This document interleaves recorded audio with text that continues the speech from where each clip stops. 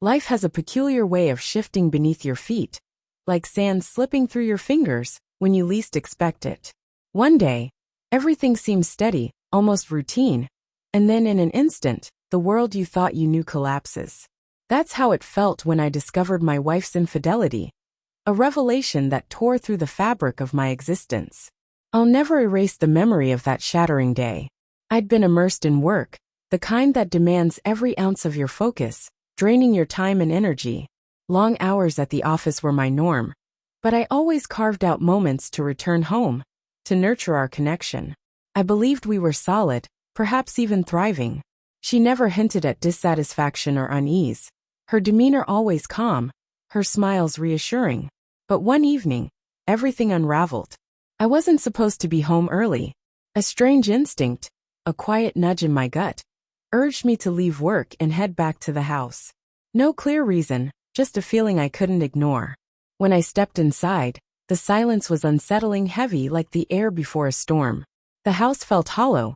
On the couch, I spotted her phone, left carelessly, its screen unlocked, a rare lapse, as she usually guarded it with a passcode. I'm not proud of what I did next.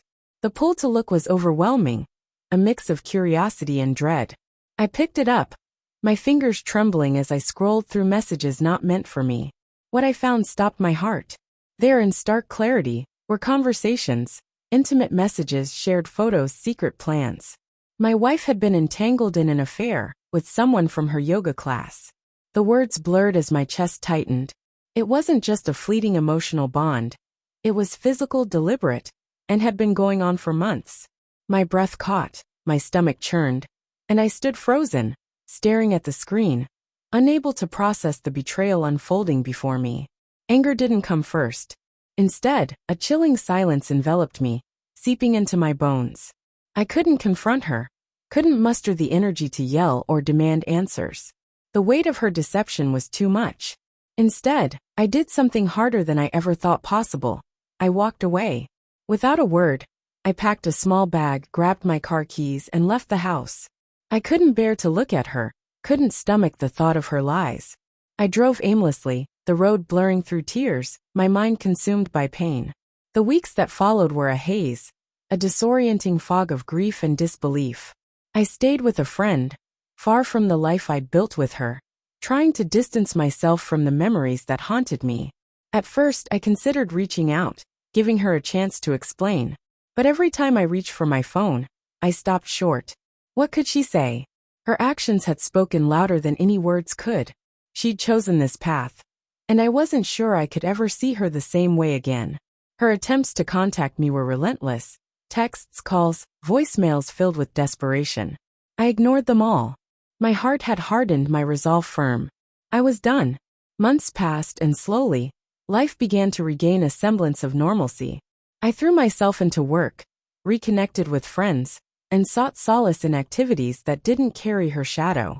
But no matter how much I tried to move forward, a part of me knew she was out there, grappling with the wreckage she'd caused. Then one night, an unexpected call shattered my fragile peace. It was late, the kind of hour when the world feels still.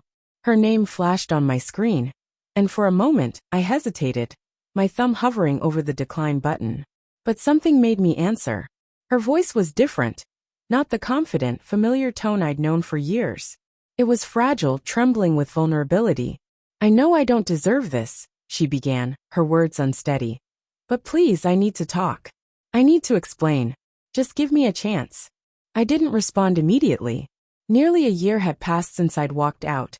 A year of solitude, of wrestling with my pain, and rebuilding my sense of self. But hearing her voice, so raw and broken, gave me pause. "I'm listening," I said, my tone sharper than I intended, a shield against the emotions threatening to surface. She didn't hold back. She poured out everything. The affair, how it began, why she'd strayed. She spoke of losing herself in the thrill of something new, of chasing a fleeting escape from her own fears. She confessed that it had never been about me or our marriage, but about her own insecurities, her dread of aging, of fading into obscurity. "I was selfish," she admitted, her voice cracking. "I destroyed the best thing in my life, and I'll regret it forever."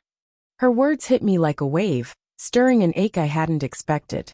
I wanted to cling to my anger, to let it fuel my resolve. But instead, I felt a hollow sadness. A part of me still cared, and that realization was almost unbearable. She didn't ask for forgiveness outright, nor did she promise a perfect future.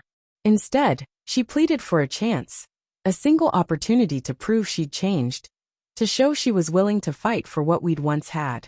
Our conversation stretched into the early hours, leaving me drained, my emotions in knots. I didn't know what to believe, but one thing was clear. She wasn't the same woman who'd betrayed me. There was a sincerity in her voice, a weight to her words that hadn't been there before. A week later, we met face to face. She looked different, not just older but weathered, as if the past year had etched its toll on her spirit. Her eyes carried a heavy guilt, her expression a silent plea. We talked for hours, dissecting our marriage, her betrayal, and the uncertain path ahead. It was grueling, each word a reminder of the trust she'd shattered. Yet in her gaze I saw remorse, and in her voice, I heard a determination to make amends. "I'm not asking you to erase the past," she said softly. "I'm asking for a chance to show you I can be the partner you deserve." I didn't know if I could trust her again, but beneath the pain, a flicker of love remained. Not the idealized love of storybooks, but something grounded, weathered, and real. In the end, I chose to give her that chance. Not because I believed everything would magically heal, but because I wanted to believe in the possibility of change, in the resilience of love, when both people are willing to fight for it. The road since hasn't been easy. Rebuilding trust is a slow, often agonizing process, marked by moments of doubt and frustration. But it's also real, tangible, a testament to our shared commitment. A year later, my life is unrecognizable. Not the future I'd envisioned, nor the one I'd hoped for, but one that carries a quiet hope. The scars of betrayal remain, but they've led to something new, something worth fighting for. Maybe, just maybe, we can write a new chapter, one built on honesty, forgiveness, and the courage to start again.